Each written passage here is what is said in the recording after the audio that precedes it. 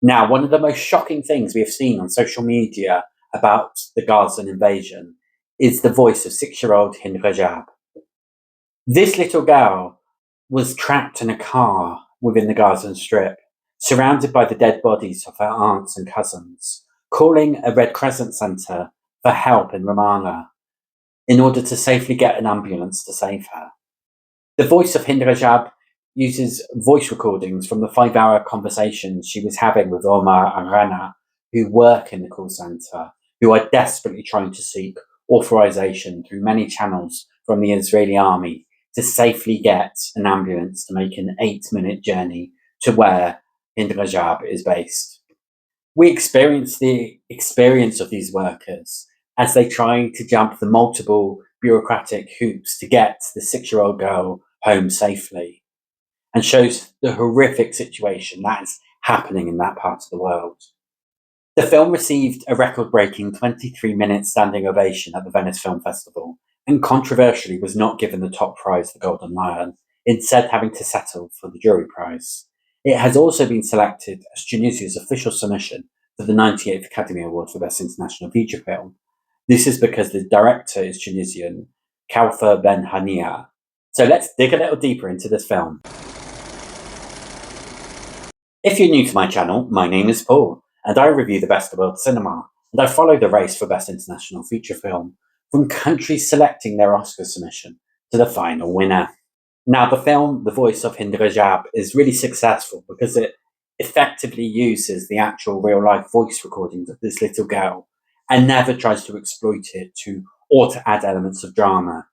It purely just allows the voice to play and then creates the drama in this call centre by showing the frustration, the tears, the tiredness of these workers as they try to battle the authorities to get that girl safely home.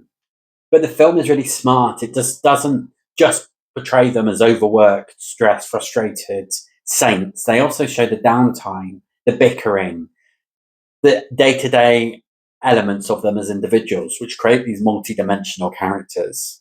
And it's surprisingly effective for such a procedural drama, as the focus is about how to get approval for the safe route of an ambulance journey that takes 8 minutes. And it questions that moral question.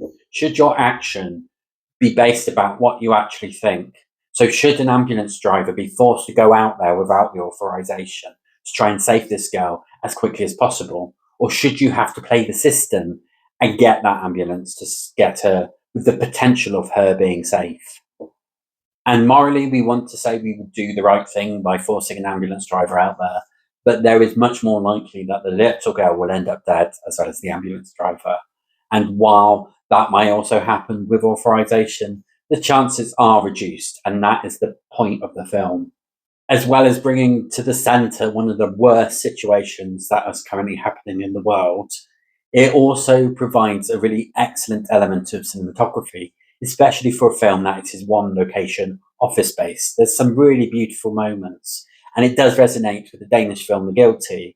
However, the emphasis is different. It's much more focused on the individuals working in the centre, rather than the drama coming from the voice.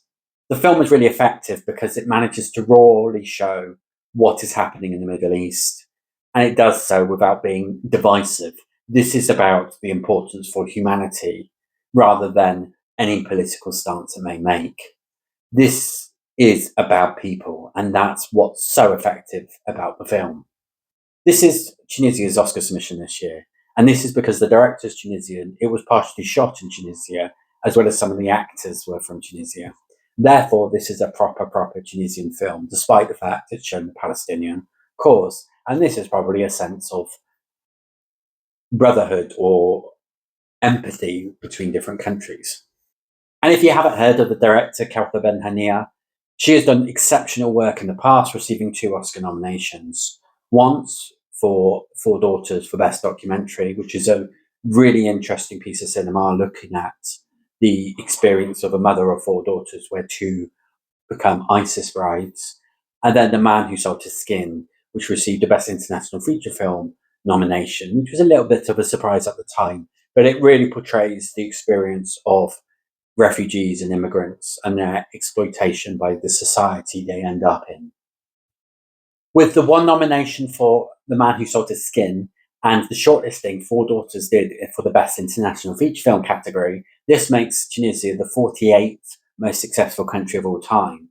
But they are, in the last decade, the 27th most successful.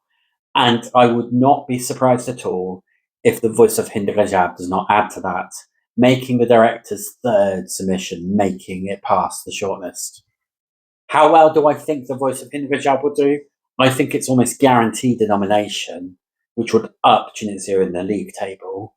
And if there's the political momentum at the time of voting, it could potentially even win. I would therefore give The Voice of Hind Rajab 4 stars. Have you seen the film and what did you think? Put in the comments below your thoughts. And if you want more news and reviews for the Best International Feature Film Academy Award, please do subscribe to Global Film Pool. Thank you very much for watching and I hope to see you again soon.